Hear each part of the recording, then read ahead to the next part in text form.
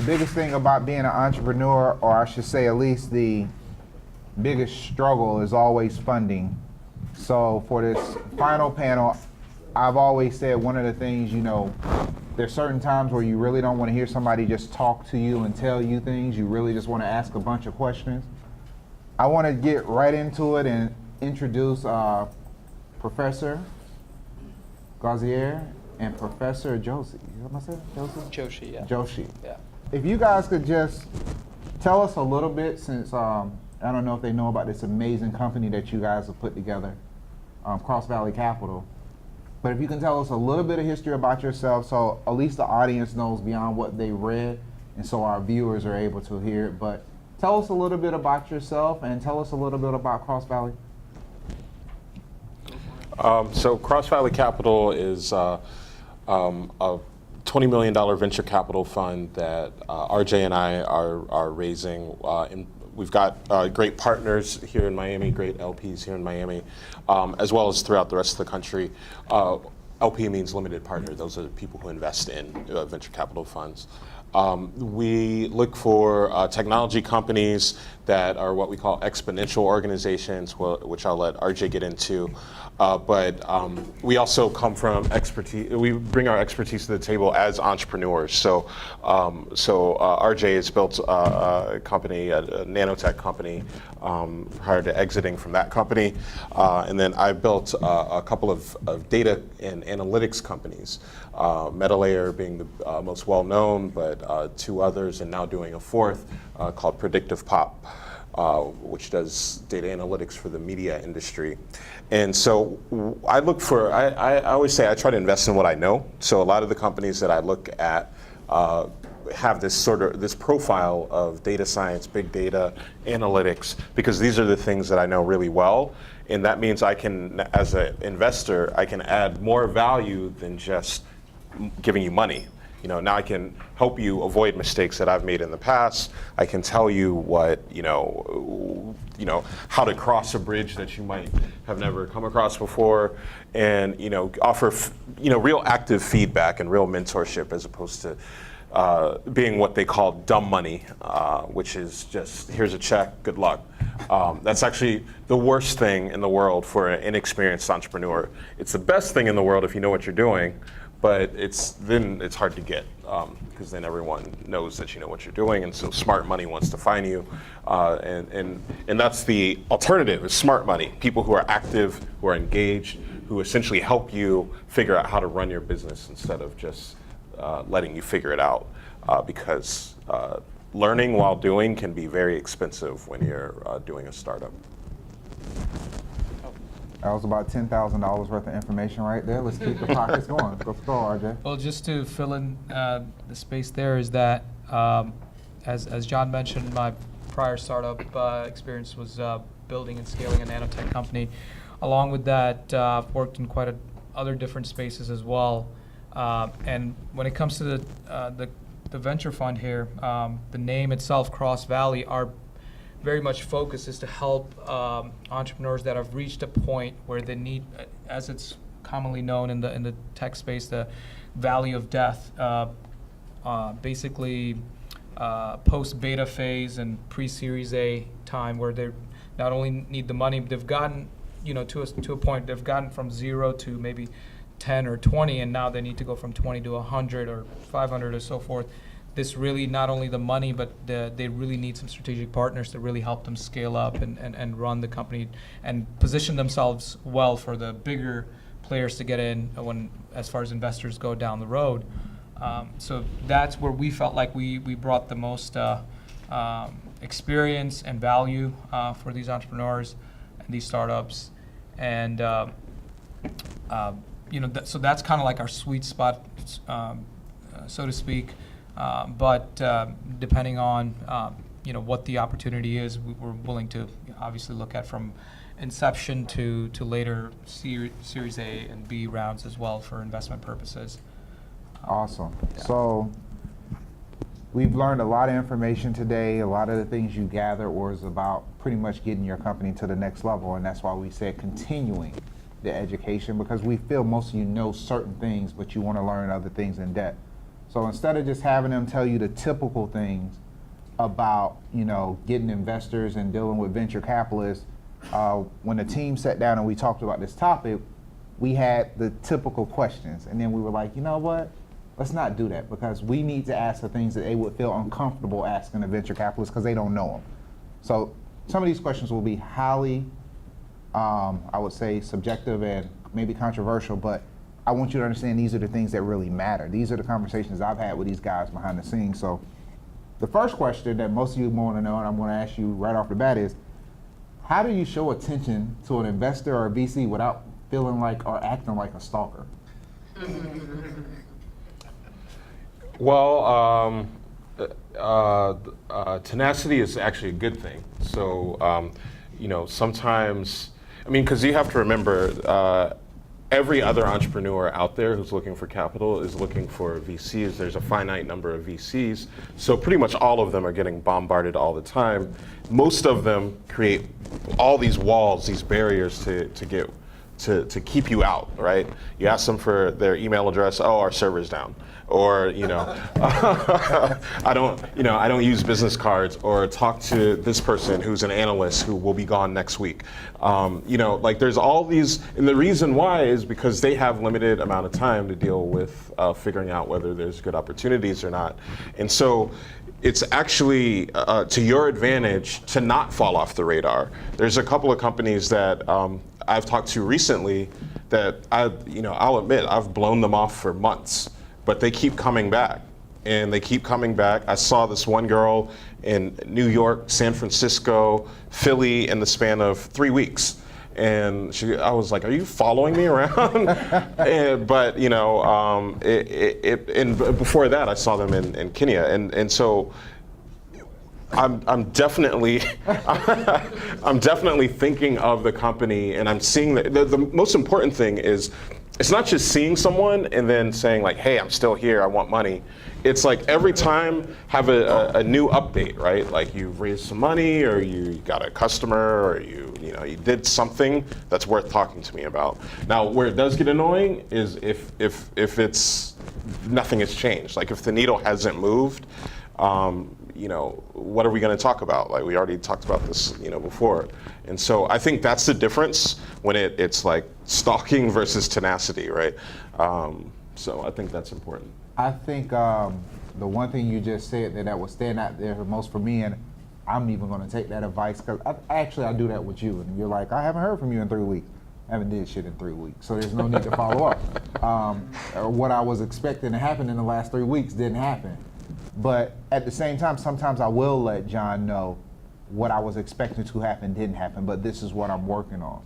So I think look at that very fine point of just being bothersome versus allowing them to know every step you make has been a step of progression. I think is it safe to say if I'm letting you know every step and it's progression, that's fine. But if I'm just letting you know I'm having a good day today and I'm checking in on you, that could be a little bothersome. Yeah, two things there. So one is the first thing that you said was, is checking in bothersome? No, not necessarily, because you have to look at it as it should not just be purely a transaction if you actually want this person to take you, care about you as an entrepreneur. If you're just looking for money, it's really easy to dismiss you, and it's really easy to find someone annoying if you don't want to give them money. If that person takes an interest in you, and it's in the kind of demonstrates that the goal is to get to know you, maybe help you with something. Maybe it's like, I know you're not going to fund me, but someone else might, who's out there who might fund me. Or why, if you start asking the questions, why not? What's wrong? What do I need to fix? I was actually just talking to, I'm in the unique spot of raising money for a fund and a new company. And so for the new company, I talked to a very prominent investor out on the West Coast. And he was like, here's what you need to do if I'm going to invest, if I'm going to put my money in. And I was like, great. I'm not talking to that dude again until I've done it. There's nothing to talk about. He gave me the instructions. And so I do that a lot. And that's an easy way to filter out entrepreneurs. It's like, if you ask me what you need to do and I tell you what you need to do, have you gone out and done it? If you haven't, and if you can't tell me why you haven't, or if you aren't asking more questions and you're not asking for introductions related to those specific points that I gave you, then I start to lose interest real fast. RJ, I think that's a good segue into you because for you guys that don't know RJ, last cool dude to see smoke a cigarette, and he just has a personality swag to him that will probably make him one of the coolest investors I ever know. With you, RJ, what is the importance of personality and relating to the person, or for people to relate to you, even on just a personal level? Basically, just be genuine, be yourself. Don't change for anyone. Don't try to, customize your answers or your approach according to the person receiving it, because being authentic is not just only good for the person listening to you, but for yourself. It drives confidence. You're gonna go through, you're gonna meet a ton of people that will support you or not, or might not, basically hate on you. And you could, if you're consistent throughout the process, it's a benefit for yourself. And that's what, including myself, I think a lot of people out there, especially in the tech space and the culture that there is that just be authentic, be yourself, and believe in your vision, believe in yourself. It really comes through. Trust me, you can't fake it. If you're passionate about something and you really want to believe and do this idea, I've seen it plenty of times, even experienced it to a certain extent, is that some of the biggest achievers were delusional or called delusional at a point, but it does take some of that delusion to really believe in yourself and go after it, especially when starting a startup in a disruptive space. So I would say, that's the number one thing, is be yourself, be genuine, be authentic, speak your mind. Obviously be diplomatic about it without offending people, but that's probably, I would say, yeah. I wanted to add to that just a little bit, because even though they both don't notice, they have a similar trait. I've been able to, because I collect a lot of data just naturally. I'm always writing things down and paying attention to things. John has a pattern. He'll normally wait till the third time I mention something, and he has to hear the same level of passion before he even shares a contact. Okay? These are the things you have to pay attention to. So it's not that I strategically say it 3 times, but I've noticed if he doesn't hear it the third time, he probably feels that I don't care about it, so why should he care about it? RJ will not ask you about business, but he will ask you, how's your day going? He'll ask you, how's life? He'll ask you about everything but business, but he will always close with, is there anything I can do to help you? That is when I have my opportunity to tell him how he can help me. And look at the difference there. Not how can I get you money, but how can I help you? And I've learned that by paying attention. Now, they probably like, damn, now he knows our secrets, but but these guys are actually become friends, and they truly are mentors to me. And it's funny, RJ is a little bit older than me and John's a little bit younger than me, so I do have a mentor that's older and younger, but I don't speak to them as investors as much as I speak to them as people to give me guidance so I can become a better person to build a better product. So I want you guys to think about that, because my last project that I went to John with has absolutely nothing to do with technology besides one of the apps that will support it. It was a craft brewery, but I was able to give, John collects data for a living. He's a data scientist. And just to kind of add to this story, I met John by stalking John on LinkedIn and on Twitter. I actually found John through a list of the top 100 people to have speak if you have a speaking event. I think he was like number 20 something. He was like up there. So I went through this whole list. I just started stalking. I was like, okay, everybody on this list, I'm gonna find them on LinkedIn, I'm gonna add them. And I would research them to send a unique response if they actually had something that piqued my interest. And data scientists I knew was big because of cybersecurity. John just happened to be coming down for his wife to be building a building, and I was able to meet with him, and we've kept in contact ever since. But with John doing data, I wanted to do a microbrewery focused on the African American industry because nobody else was doing it. I gave him data points to pique his interest. It wasn't the beer. It was the data that I was able to concise to show him why the beer would actually have the opportunity of making it. Yeah, I mean, everyone who wants to be an entrepreneur has what they think is a good idea. And most of them are actually good ideas, but that doesn't make it a good business, and it doesn't make it a company that they can actually build. And so what the investor is looking for is, well, are you doing the thing? Like, if you aren't the person who sold the company in that space for $100 million and now you're doing it again, you probably don't know what you're doing. And so, how do you surround yourself with, this is something I look for, I don't know if everybody else looks for this, but how do you surround yourself with either the people or the actions or the community that it's gonna take to get that thing off the ground? And I actually didn't notice that pattern about myself, but what I did notice is that third time that I spoke with Michael about the craft beer thing, was he was talking about the market opportunity, and I was like, yeah, there's probably a market there because I like craft beer, I'm black, and and I'd buy it. So and now I don't know anything about the space. I probably can't help as much be a smart money in that space, but I do know people who can, and so that's where I make introductions. And they're not, just random introductions. These are people who can actually do something.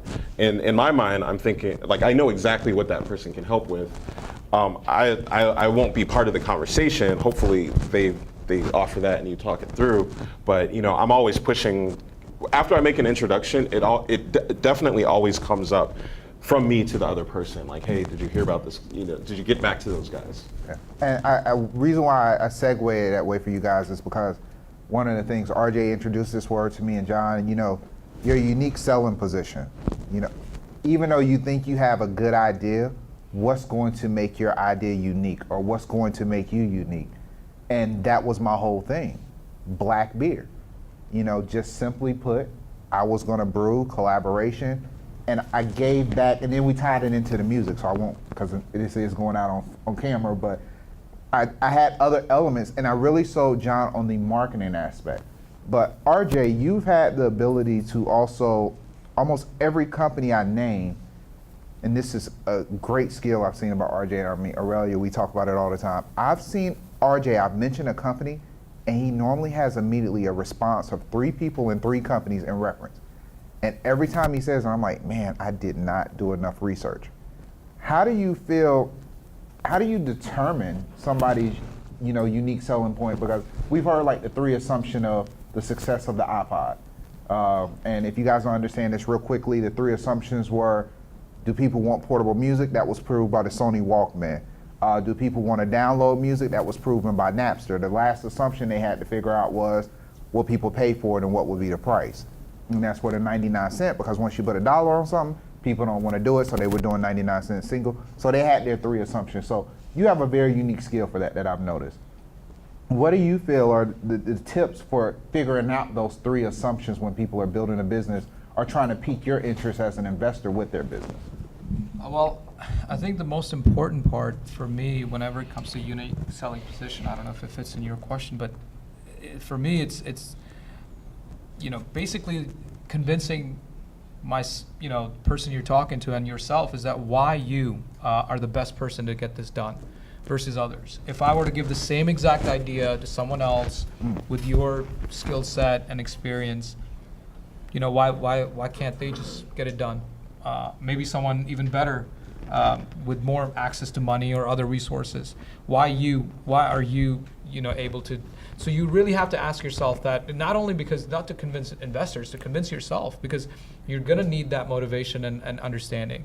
I'm pretty heavy on the fact that ideas can be unique, but it's more about the execution. If you have a plan, a dedication, and basically, for example, let's say like I don't have any background, for example, in shipping industry. And I do have ideas about shipping industry that I think are valid, but at the same time, I'm not going to chase them because I don't have any domain expertise. I can't execute that idea better than someone who spent maybe 8, 9, 10 years understanding that industry, has relationships, and other resources that they can leverage to make it a success. So I think it's a combination of those things, that really understanding that your USP should be the fact that this makes me the #1 candidate to execute this idea versus anything else. I mean, to go back to the earlier example about Uber and so forth, I mean, Uber wasn't the first one with the idea. There were plenty other, there was actually $1 billion company before them called Halo, which was in Europe and Canada. And, you know, Uber, it wasn't, again, they just executed it well. And they continue to beat their competitor Lyft based purely upon execution and how they're going to put the whole thing together. So I think the mustache ruined it for Lyft. I wasn't getting in a car with a mustache well, on see, it. there you go. So it's little things like that, but you know, it's understanding your customers and getting them what they want and all those other things and whatnot. But it is about that. It's about what makes you, you know, the best person to execute a certain idea. And this is kind of open for both of you guys, and just because people want to understand, you've been at different levels, not just the VC level. So how do you find and determine the best funding methods, whether it should be crowdfunding, a VC, an angel investor, except like, how does this audience, how do they determine the best funding method for what they're working on? Go ahead. Well, obviously it depends on what stage of the company you are. That's the quickest way to determine it. I mean, in my opinion, if you're at the idea stage, I would exclusively go, or at least push the friends and family funding round, because when you're at an idea stage, it's really hard to convince professional investors and bigger investors to invest in you. Plus, on top of that, you should really go to your friends and family because they know you. You have a relationship with them. And if you can't convince them to back you with an idea, it's going to be hard to get people who don't know you from the next person to back your ideas. So I mean, that is a good validation point too, that if these people know me, they believe in me, but they're not willing to put any money behind my idea, maybe I need to do something either different, or what am I if it's a good choice or not. And Okay, then before you continue with ahead. that, just to jump in, because I didn't write it in the book, Sure. but I've heard this question. This is one of those off-stage questions that I want to bring to the stage. The comment went a little bit like this. My family loves the idea, but they're poor. Okay. My family doesn't have the opportunities. We don't have an inheritance. Sure. My mother's barely making it. So you have a lot of people that feel the friends and family round isn't available to them, no matter how much they believe in them. No, I completely agree. But by what I meant by friends and family is not just immediate friends and family in the literal sense, but also more so that your personal network, that you really have to rally your network and say, if you don't, find me someone you do. Because especially in this day and age where we're so connected, from Facebook to LinkedIn to Twitter and Instagram and so forth, it's just, I come across so many times, it's like, oh my God, this person knows this person. I'm like 2 degrees, away from Elon Musk or something. And it's like, it really, so you now, even more so before, that it might not be your immediate friends and family, but they might know someone who might know someone that can do that for you. And that still is a better route, because you can get that warm introduction, you can get somebody to vouch for you on a personal level, and it really, starts the process at least. Right. I mean, that was really a obviously, great alley-oop for you, because I wanted people to understand, because so many people think when they hear friends and family that you only mean your mom, your dad, and your aunt, and the 3 people you grew up with. Well, most of y'all are probably all broke together, so those are going to be the last people you can go get money from. And I think a lot of people miss the opportunity that friends and family pretty much means, to me, my interpretation of people that probably won't be pissed if I never pay them back. That's how I look at friends and family. Like, that's the $5,000 here and there. Somebody that I've seen maybe throw $10,000 in the club, and I'm like, look, bro, you were balling last week. Why don't you invest in me instead of, Kiki and them? They not. The return is very low. So I think I've seen those opportunities come out a little bit different. But what about when we get out of that friends and family? Because that's where a lot of people get stuck at. So I hope that at least helped you guys understand. Friends and family does not mean your mom, your dad, your grandmother, and the money she has under her pillow at the house. That's not what it interprets to. It's your network, it's your friends and family. It's just pretty much people that's going to give you money with the minimum amount of contractual agreements. And they're not going to come back and sue you, at least you hope not. You know, but some of them will come after you, so be careful who you take your money from. But when you get a little bit more into that angel round, because you know, there's 3,647 angel investors in Florida. There was only 1,347 startup companies in South Florida. So we actually have more investors than we have startups. Yes. Statistical numbers. I'm not making those up. Those are actual numbers. So if we're in a state that has more investors than startups, why do you feel it's so hard for companies in South Florida to find investors? Well, what matters more there is the risk tolerance of the investor. So you can have 3,000 investors, but if they want, you know, to see 3,000 companies that have already raised, you know, some friends and family who have seed or going into Series A, excuse me, and they also want to see, you know, revenue, and they want to see, you know, all this traction, and you know, if that's what they're looking for, that makes perfect sense, you know. And then the question is, where are those startups? Are those startups kind of at the idea stage, the seed stage, Series A? I would assume they're kind of on the lower end of the spectrum, and so the investors who have that kind of profile, you know, they still might outnumber the startups, and that's a different question. But it's not as skewed. It may not be as skewed as it seems. Right. Yeah, and just to add to that is, I think also is that investors in Florida specifically, they have a very specific niche and that they look for. So they're a little bit, as you said, like risk averse, and they're not really confident backing some disruptive ideas. It's more so that, okay, I know this, I'm familiar with this has already been done, so I can back this. But if it's something really unique or industries that are not, you know, common to this area, for example, if it's not real estate or if it's not health or biotech, it's gonna turn off a lot of investors, where they just, because you can't blame either party. It's just that they simply don't want to get involved in things that they don't understand, or you know, they don't have the desire to. So that, I think that also kind of contributes to those numbers as well, because you're not gonna, The other fact that that we didn't get into is those investors also might not just be looking in Florida for their deals. I live in Philly, and we have a similar, you know, sort of like startup economy of you know, you got tons of startups and they feel like they can't get funded in their own backyard. I know a lot of the investors in Philly, and they're all looking at how they can get into deals on the West Coast.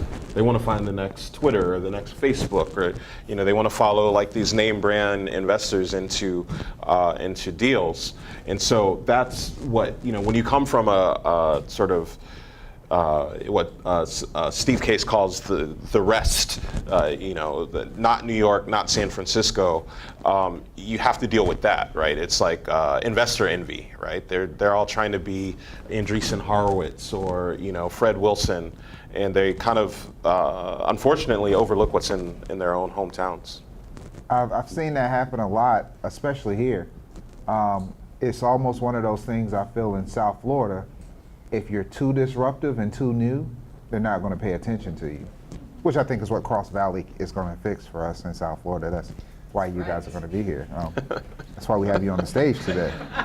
So I definitely, because I know if I was you guys, because I'm asking all the questions that I haven't asked them personally. So none of these things have been recited. I'm really putting them on the spot. They're probably going to be like, why did you do that? But great guys. So I'm going to open this up for Q&A if you guys have any questions you want to ask.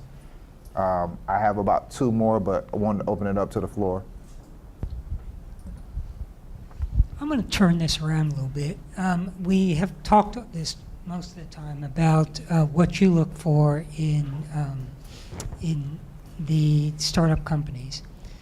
Let's turn it around. What should the startup companies be looking for from their investors, and how does the startup company look for the investor? How do they filter investors to find the proper one for them? Great question. Yeah, you can go. I'll follow up.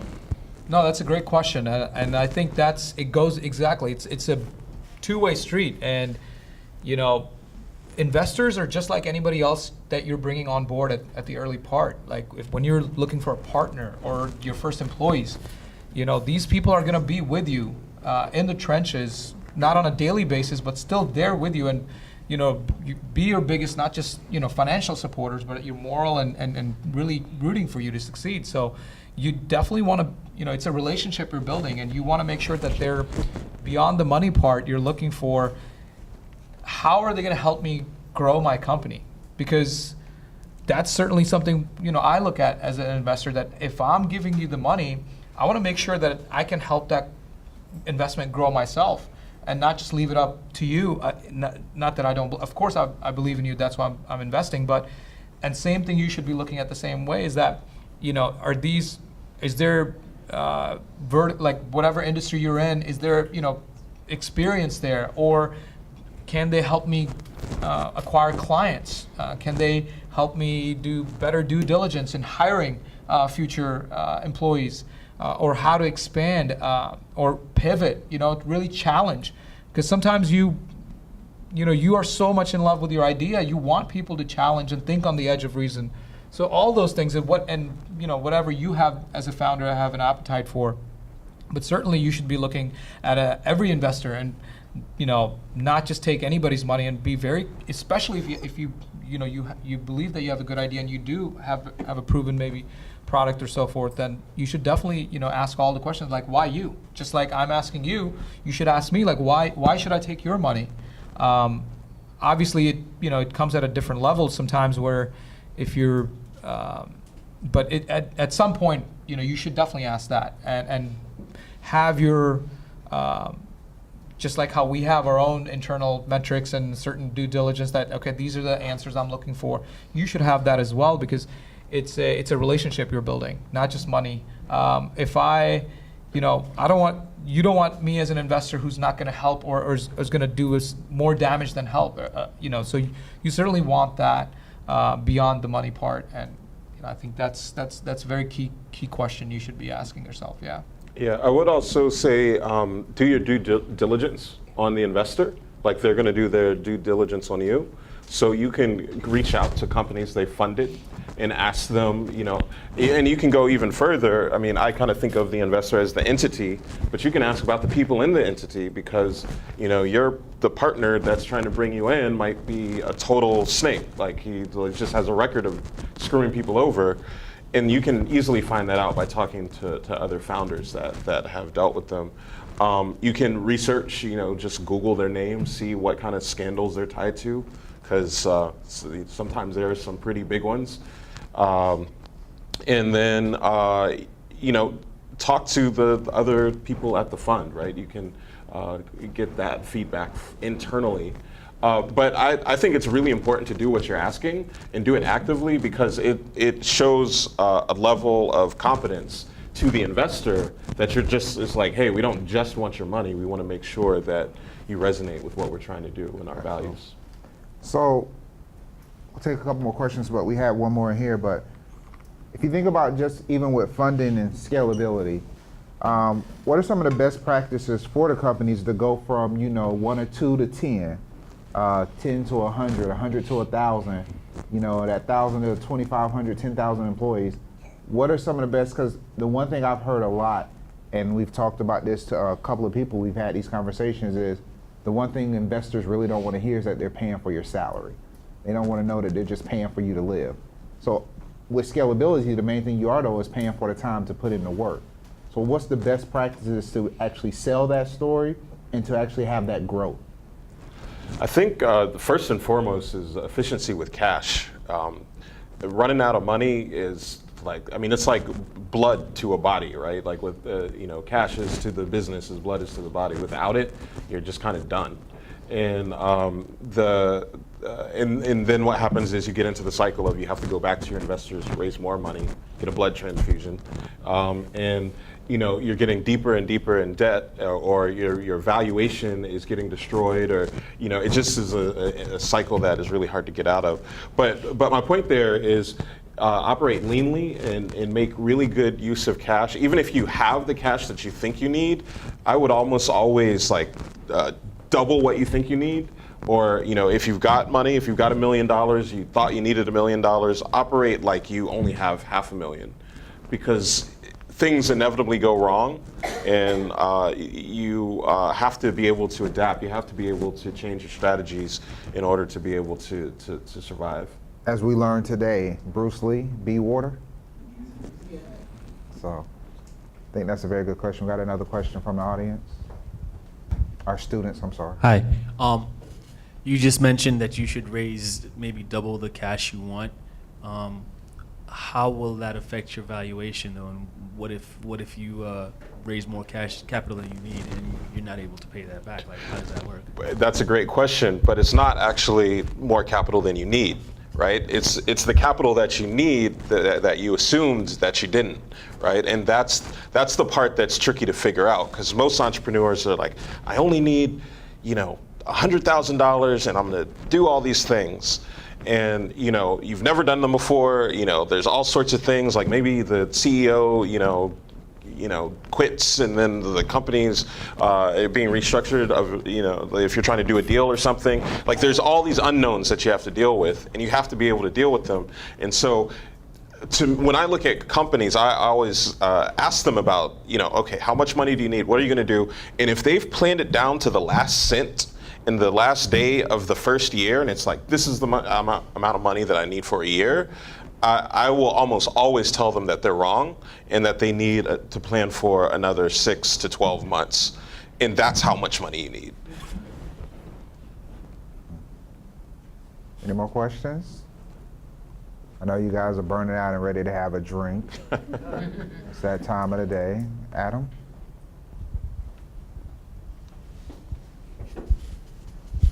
What are some thought experiments that entrepreneurs can use to come up with other avenues for revenue for their company?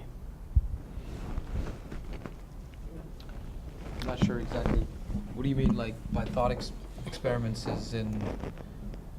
What are some ways to think about your product Okay. and discover other avenues of revenue? Sure. Well, I mean, that should be the thinking from day one, actually, to be revenue funded.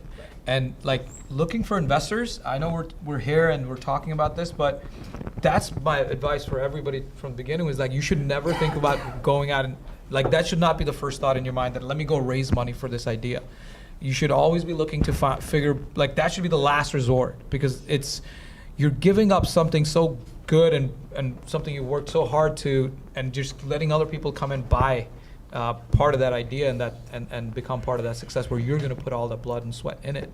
So you should definitely be thinking that, how can I revenue fund this? How can I, and as far as other streams go, I mean, it's obviously depends on the idea. Like, if it's a hardware product you're developing, obviously it's something you can't do much about. But as far as software goes, it's about maybe collaborating, looking for other companies that are doing something similar that you want to maybe work with in the beginning to develop, so that you don't take all the burden right away, and in that sense. But it's very much, from a product perspective, that what exactly it is you're looking to do. There are certain things, like, for example, if you can get to a certain number of users from a user traction, you can build a revenue model around that. Build it, incentivize it for your, new adapters to really champion the cause, and not only that, but maybe fund it. And so this way, they're actually buying the product, but they're also investing in the product because they believe in it. That's why they're buying it. But it very much depends on the specific. If you have a specific product in mind, I could probably give you a better answer. But definitely, yeah. Go ahead. I think another point there is, so regardless of what it is, think about what your goal is, right? Anything that doesn't distract you from your goal could be a potential good revenue source. And then you have to think about the costs associated with going after that market, that new market opportunity. If that cost is too high, it may not be worth going after that revenue source. So, you know, those are the two priorities, I would say, to kind of vet a new opportunity. But yeah, absolutely. If it's some tertiary or secondary market that you can go into with your product or your service or your team, and it doesn't deviate from your plan, and in some cases it can accelerate your plan. So absolutely go for it. Well, guys, thank you very much. Before, just because, you know, we did it for the alpha part, and this is a mega part of the day, but this is the alpha class. I'm going to bring up the president of Digital Grass to give you a final word. What a rich day this has been, right? I mean, the wealth of information and knowledge that has been shared is incredible. From learning about being fluid and nimble, to hiring A people to hire A players for your team, to the information that we just learned about VC Capital. I mean, everything has just been top notch, and we hope that you were able to walk away with something. You were able to think about your business in a different way. You were able to connect with other people and really build strong relationships. Thank you for coming out. Congratulations. And I appreciate you guys participating in the inaugural Continuing Innovation and Technology Entrepreneur Education with Digital Grass, and funded and sponsored by Knight Foundation, Rocco Labs, Nova Southeastern University, and of course, Florida International University. Thank you very much, everybody. Yeah, Michael.